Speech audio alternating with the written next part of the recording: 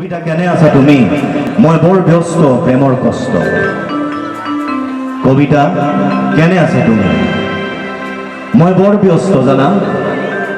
আজিও আহে নেকি সন্ধিয়াটো নামি, সন্মুখত সপোনৰ চাৱনি, বুকুত কি হবাৰ আমনি, পৰিধি ভাঙি একোকে নামানি তুমিয়েই কৰিলা তোমাৰেই আৰম্ভণি, খৰাং চোতালৰ গোলাপ জুপিত নিয়ৰৰ মুকুতামণি, নিয়ৰৰ মুকুতামণি। কবিতা কেনে আছা তুমি? আছেনে সেই চিকমিকন? তোমাৰ আৰু মোৰ পথ ভিন্ন। এইবাৰ বৰ খং উঠিছে, খঙত কৈছে তোমাৰ আৰু মোৰ পথ ভিন্ন, সমান্তৰাল অথচ পৃথক। যাত্ৰা পথত কত খলা বোমা, কত উজুতি, তথাপি দুহাতৰ কঠিন মুঠি। পথ আমাৰ মাজে মাজে ঠেক, কেতিয়াবা বহল, বিচ্ছেদৰ আৰ্তনাদ সত্যৰ কোলাহল। দেখিছাতো সাগৰীয় চুনামীত জীৱৰ হাহাকাৰ, মোৰ গতিপথৰ প্ৰচণ্ড ধুমুহাত বসন্তৰ ঠিকনা থাকে তোমাৰ ওঠৰ চুমা। কবিতা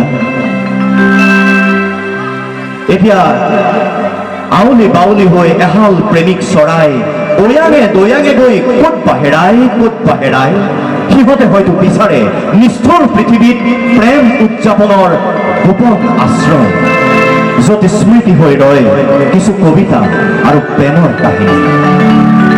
শ্বিলং প্ৰেমৰ শীতল ৰাজধানী, একা বেকা বাটেৰে শীতৰ আচল টানি আগবাঢ়ি গৈছে ৰজা আৰু ৰাণী। হঠাৎ যে লাজুকী পাহাৰবোৰে বগা চাদৰেৰে দেহাটো ঢাকি ধৰিছে আমাক দেখি, উৰণিৰ ফাকেৰে আকৌ সিহঁতৰ চেঁচা চাৱনি। আহা নামি বহুতে লোৱাহি জিৰণি, হঠাৎ তুমি আৰু মই হাতত হাত ধৰি কাষ চাপি গলো ওখ পাহাৰটোৰ ফালে। ওখ পাহাৰটোৰ বগা চাদৰখনে যেন উচাত মাৰি আহি আমাক চৌপাকে মেৰিয়াই ললে। শীতল দেহাৰ উষ্ম বাসনাৰ লাজবোৰ থাকিলে, লাজবোৰ থাকিলে। এতিয়া উন্মুক্ত শ্বিলঙৰ গধূলি, কপালত তোমাৰ ৰান্ধনি বেলি, কপালত তোমাৰ ৰান্ধনি বেলি। আজিও ৰৈ আছো জানা, শুকুলা আচল টানি কবিতাৰ সতে মোৰ শ্বিলঙৰ গধূলি। কবিতা কেনে আছা তুমি?